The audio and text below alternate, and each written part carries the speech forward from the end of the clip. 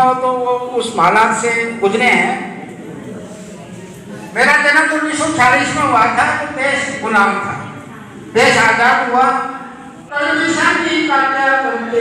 कभी खेत से ज्वार हरा बरोड़ा करते बनाया करते, वो सिर में मुल्तानी रगड़ के।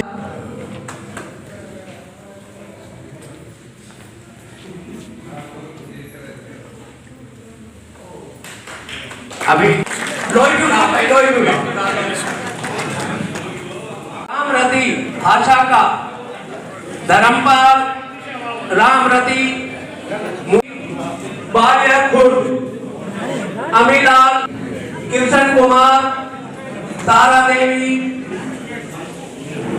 गानावा सत्येंद्र रामोदास देवी सत्येंद्र जी माजरा सोराज सुल्तान गुदा धर्मचंद सुनीता फतेहाबाद धर्मवीर ओमवती शेखपुर शिकारपुर आचेड़ा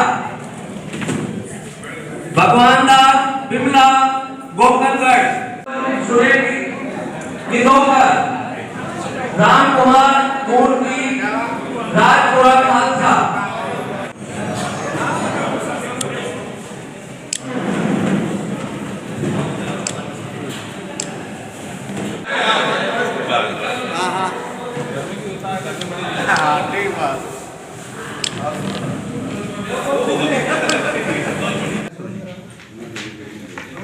करो चलो चलो।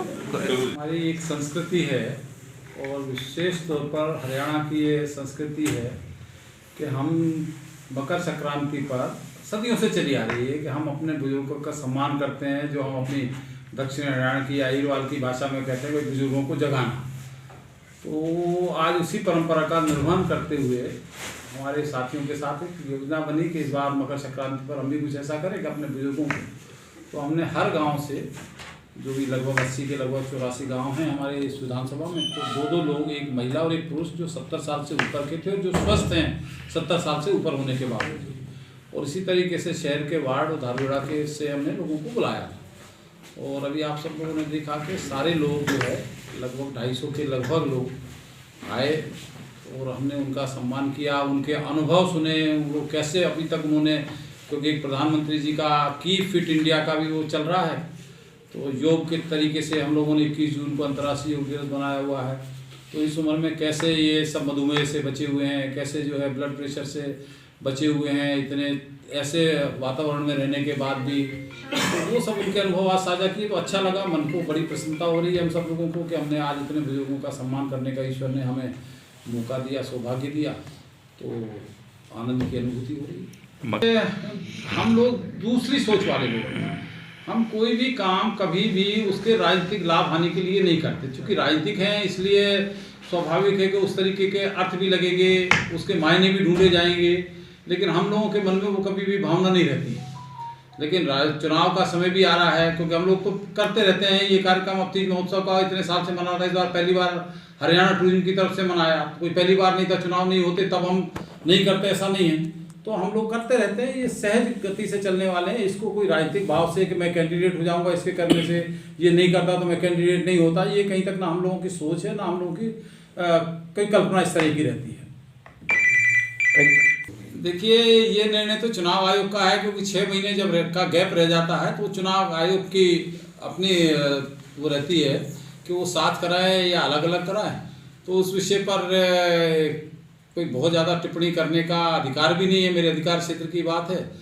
लेकिन यदि वैसे आप पूछेंगे तो आवश्यकता नहीं लगती कोई साथ हो चुनाव, क्योंकि 6 महीने तक हमारी सरकार चल रही है, बढ़िया सरकार चल रही है, तो क्यों साथ चुनाव होना चाहिए। लेकिन यदि चुनाव आयोग का फैसला होगा तो सबको मानना पड़ेगा। चर्चाएं तो पहले भी होती रही हैं, फिर कर लेते हैं, बार बार मन। देखिए, दोनों की तैयारी, पार्टी लोकसभा लड़ाएगी तो लोकसभा लड़ेंगे, पार्टी विधानसभा लड़ाएगी तो विधानसभा लड़ेंगे। और पार्टी कहेगी कि पार्टी के दूसरे कैंडिडेट को लड़ना है और आपको उसकी जय जयकार करनी है, तो वो 43 साल से करते आए हैं, वो 44वें साल में भी करेंगे, उसमें पीछे नहीं हटने वाले हैं। लेकिन राजनीतिक महत्वाकांक्षा निश्चित तौर पर रहती है, और राजनीति के क्षेत्र में है तो ना रहने का कोई कारण नहीं है। लेकिन हमारा निर्णय हमारी पार्टी करती है, और हम लोग तो पार्टी को जब से पार्टी का गठन हुआ है तब से हम लोग राजनीति के अंदर हैं, कोई आज की राजनीति में नहीं है। ये भारतीय जनता पार्टी हरियाणा के अंदर आज जितनी भी खड़ी हुई है, आधी से ज़्यादा पार्टी को खड़ी करने में हम लोगों ने अपना खून पसीना बहाया है। तो आज इस स्थिति के अंदर पार्टी हरियाणा के अंदर पहुंची है, और वो लोग निर्णय करने वाले लोगों को भी सबकी नज़र रहती है कि कौन क्या है, हमारे को क्या उसका उपयोग करना है। अब मैं कुछ नहीं कहा, 2 बार मुझे हरको बैंक का चेयरमैन बना के रखा, हरियाणा टूरिज्म का चेयरमैन बनाया, तो ये पार्टी का सोचना। मैं कोई मांगने थोड़ी गया था, मैं थोड़ी कहने गया था मुझे चेयरमैन बनाओ। तो ये पार्टी अपने कार्यकर्ता का कहाँ उसका उपयोग करना है, ये उनका निर्णय होता है। हम लोग ना जाते, यदि कोई बात होती है तो जिस स्तर पे हमको बात कानाफूसी करना होती है, वहाँ अपनी बात को वो हमसे पूछ लेते हैं, हम जाके बता जाते हैं कि ये मेरा मन है। एक टैग लग गया, मेरा मन हमेशा खुला रहा है, मैं कभी बंद मन से मैंने राजनीति नहीं की। और जो ये कहता है कि मेरे कारण से सीट हार गए, मैं उनको चैलेंज करता हूँ कि कोई इस विधानसभा में एक आदमी लाके ये कह दे कि अरविंद यादव ने एक वोटर को, किसी को, मतदाता को ये कहा कि भाजपा को वोट मत देना। पार्टी को माँ माना है, और माँ से गद्दारी करना हमारे खून के अंदर नहीं है, ना हमने वो सीखा है, ना पहले कभी माँ के साथ गद्दारी की, ना आगे कभी भविष्य के अंदर गद्दारी करेंगे। जो राजनीतिक है, राजनीतिक आक्षेप लगते रहते हैं, जीत जाते तो हम जीते हैं, हार गए तो उसने हरा दिया, वो एक राजनीति के अंदर चलता रहता है, वो आगे भी चलेगा, वो खत्म नहीं होने वाला। मैं लड़ूंगा तो मेरे खिलाफ भी आएंगे, जीत जाऊंगा तो मैं कहूंगा कि भाई मैं अपनी ताकत पे जीत गया, हार जाऊंगा तो कहूंगा कि मेरे इन लोगों ने हरा दिया। तो ये एक राजनीतिक भाषा है, परिभाषा है, राजनीतिक बातें हैं, ये चलती रहेंगी राजनीतिक क्षेत्र के अंदर। लेकिन जहां तक मेरा सवाल है, मैंने पार्टी को माँ माना, और माँ के साथ यदि मैं गद्दारी करता हूँ, एक वोट भी यदि माँ के खिलाफ मेरा जाता है तो वो माँ से गद्दारी है, और हम लोग गद्दार कभी हो नहीं सकते। देखिए, यदि आप राजनीतिक क्षेत्र में हैं, आप सामाजिक क्षेत्र में हैं, तो लोगों से दूरी बनाना ठीक नहीं है। लोगों के बीच में रहना चाहिए। आप चुने हुए प्रतिनिधि हैं तो निश्चित तौर पर लोगों की समस्याओं के सामने, मैं तो चुना हुआ प्रतिनिधि नहीं हूँ, फिर भी 24 घंटे रहता हूँ। मैं नहीं, मेरे जैसे बहुत सारे लोग हैं जो राजनीति के अंदर हैं और वो लोगों के बीच में 24 घंटे सुबह से शाम तक रहते हैं, तो वो रहना चाहिए। क्योंकि हमने अपनी सामाजिक सेवा को, राजनीतिक क्षेत्र को हमने अपनी स्वेच्छा से चुना है, किसी के दबाव में नहीं चुना है। और यदि हम उसके लिए भी अपना ईमानदारी से उसका भी निर्वहन नहीं कर सकते, तो हम क्यों राजनीति में और क्यों सामाजिक जीवन के अंदर है। तो मैं इस बात को मानता हूं कि यदि हम लोग राजनीति में हैं या सामाजिक जीवन के अंदर हैं, तो लोगों के सुख दुख में भी हमें भागीदार होना चाहिए, लोगों की बात को भी हमको सुनना चाहिए, और उसका निर्वहन 100% होना चाहिए। वो हम अपना करने का प्रयास करते हैं। कुछ लोग हैं जो चलते हैं, जिनके पास इस तरीके की उनकी एक अपनी आदत बन गई है, उनका स्वभाव बन गया है, बिना मिले लोग भी उनको अपने दूसरे तरीके से देखते हैं, उस दृष्टि से देखते हैं। लेकिन अब वो समय बदल गया। अब ये समय जो नई पीढ़ी आ गई है, तो नई पीढ़ी की भी सोच ये है कि यदि मैं जाऊं और मेरा चुनाव हुआ प्रतिनिधि है, मैंने वोट दिया या वोट नहीं दिया। आज नरेंद्र मोदी देश के प्रधानमंत्री, इस बात से नहीं कितने लोगों ने वोट दिया, कितने लोगों ने नहीं दिया, वो देश के प्रधानमंत्री। विधायक चिरंजीव राव है, वो कितने लोगों ने वोट दिया या नहीं दिया ये विषय नहीं है, वो रेवाड़ी के विधायक हैं। तो उनको जाके यदि कोई बात है तो उनको सुनना चाहिए। हर विधायक का दायित्व है। राव इंद्रजीत सिंह हमारे सांसद हैं, हर एक मतदाता का है कि उनकी बात को, सांसद को सुनना चाहिए। और हमारा कोई जिला पार्षद है तो उसको सुनना चाहिए अपने वार्ड के लोगों की समस्याएं। तो ये स्वाभाविक है, इसमें कोई अतिशयोक्ति नहीं है कि वो जो नहीं सुनते हैं, नहीं करते हैं, नहीं मिलते हैं, तो वो राजनीति में रहने लायक नहीं है। उनको अपने या तो स्वभाव को बदलना चाहिए या राजनीति को छोड़ देना चाहिए, ध्यान दिया जाता है। अभी मैं निकला गाड़ी लेके, सेक्टर 3 के मंदिर के पीछे से मैं गया, सड़क बनी थी, वो मुझे नहीं लगा कि ये सड़क का काम ठीक हुआ है। मैंने उसी समय डीएमसी को फ़ोन किया कि 2 बजे उस ठेकेदार को भी अपने ऑफिस में बुलाओ, और ईओ को भी बुलाओ, और जेई को भी बुलाओ, एक्सएन को भी बुलाओ। और 2 बजे मैंने उनके ऑफिस में जाके, डीएमसी के ऑफिस में सबको मैंने खड़ा किया, और मैंने 3 लोगों की कमेटी बनाई। वार्ड नंबर 4 में, सेक्टर नंबर 4 में काम चल रहा है, वहाँ भी 3 लोगों की कमेटी बनाई, यहाँ भी 3 लोगों की। जब तक ये 3 लोग अप्रूव नहीं कर देंगे सड़क की क्वालिटी को, और ये 3 लोग भी अपने जिनके घर के सामने बनी है उनकी सहमति से नहीं कर देंगे, जब तक हम एक पैसा नहीं देंगे। और उसका परिणाम ये हो रहा है कि वो सेक्टर 3 का, जब मुझे कल भी मैंने जानकारी दी है तो मुझे पता लगा कि वो छोड़ के भागने की कोशिश कर रहा। छोड़ के भागेगा तो ब्लैक लिस्ट करेंगे उसको, दोबारा से टेंडर करके अच्छा काम कराएंगे, गंदा काम करके जो दलाली वाला काम है उसको खत्म करेंगे। तो आप ये ना कहो कि नजर नहीं है, नजर रहती है हर चीज के ऊपर, लेकिन कई चीजों में हम लोगों का क्षेत्र नहीं होता, तो अननेसेसरली हम लोग थोड़ा सा अपने को उससे दूर रखते हैं, कंट्रोवर्सी ना हो जाए इसलिए। बाकी नजर सब चीज पे रहती है, ऐसा नहीं है कि नजर से कुछ बचाती है। और कई ठीक से पालन कानूनों का, नियम का नहीं होता, तो निश्चित तौर पर लोगों की भावना कहाँ से बनती है, किसी सरकार के प्रति यही छोटी छोटी चीजों से ही बनती है। तो उस पर हम लोगों की नजर रहती है, और कोई ऐसा संज्ञान में आता है। और आप ये देख लो कि हरियाणा बनने के बाद से लेके अब तक, यानी पहली सरकार है मनोहर लाल जी की, जो सलाखों के पीछे सीधा, चाहे वही सस्पेंशन की बात हो, वहीं एक्शन लेने की बात हो, जेल के सलाखों के पीछे भ्रष्टाचारियों को भेजने की बात हो, हरियाणा बनने के बाद सबसे पहले सरकार जो है कर रही है। अभी बीएमजी माल के साथ हमारा वो डंपिंग स्टेशन बना हुआ था कचरे का, उसके ऊपर मैंने संज्ञान लिया, उसके ऊपर मैंने आदेश दिए कि इसको तुरंत प्रभाव से हटाया जाए। अब जाके जगह नहीं थी तो हमने हुड्डा से जगह मांगी है और कंटेनर डिपो के पीछे वहां उसको डलवाना शुरू करा, वहां भी पड़ा नहीं रहेगा, उसको भी साथ के साथ उठा के जो है जैसे पुरखेड़ा भिजवाते हैं उसको। तो जहां जहां जो है, और जो भ्रष्टाचार की आप बात कर रहे हैं तो भ्रष्टाचार हमारे डीएनए में घुल गया है, और जब तक ये डीएनए की सारी की सफाई नहीं होगी, और उसका भी प्रयास हमारी सरकार कर रही है, और उसका प्रयास यही कर रही है कि जो जैसे भी कोई हम खुलेआम कहते हैं कि वो आके शिकायत दो ना, आप रिश्वत दे आते हो काम कराने की, हमें बताओ ना, हमसे बता के रिश्वत दो ना, देखो हम कैसे उसको ठीक करते हैं, कैसे रंगे हाथों करके जेल के सलाखों के पीछे भेजते हैं। लेकिन लोग अपने स्वार्थ के अंदर चुपचाप से देके अपना काम कराते हैं और फिर उसी को अलापते हैं, तो वो ठीक नहीं है। दो चीजें नहीं होनी चाहिए, आपसे कोई करप्शन कर रहा है, कोई आपसे पैसे मांग रहा है, चुपचाप से आप हम जैसे लोगों को बताओ, आप नहीं जा सकते सीएम के उसमें बिजनेस के पास नहीं जा सकते, कहीं नहीं जा सकते, हम बैठे ना, हमारे महावीर जी बैठे हैं, हमारे रत्नेश जी बैठे हैं, हमारे जिला अध्यक्ष जी बैठे हैं, हम लोगों के पास आएंगे, हम तुरंत संज्ञान लेके और सलाखों के पीछे भिजवाएंगे। लेकिन बिना डॉक्यूमेंट्री प्रूफ के हम किसी के ऊपर आक्षेप लगाए, वो ठीक नहीं है, ना वो हमारे स्वभाव में, ना हम वो काम करें। मैं कागज आपको दिखा देता हूँ डॉक्यूमेंट्री, वो देखो कहाँ है, वो लाके दो गाड़ी में से कागज 20 करोड़ 66 लाख रुपए के काम मैंने मुख्यमंत्री जी को रिकमेंड किए थे। सड़कों के काम थे, शहर के भी थे, देहात के भी थे। मुख्यमंत्री जी का मुझे वो लेटर आया है कि आपके काम सैंक्शन हो गए हैं। अभी मैंने फिर जितनी भी मेरे पास डिमांड, चाहे वो पीडब्ल्यूडी की थी, चाहे मार्केट कमेटी की थी, उन सब का भी भेजा हुआ है। रेवाड़ी शहर की सड़कों का भी जो है काम बड़ी तेजी के साथ हुआ है। इसके अंदर भी रेवाड़ी शहर की जो आपका सर्कुलर रोड है वो सारा सैंक्शन होके आया है।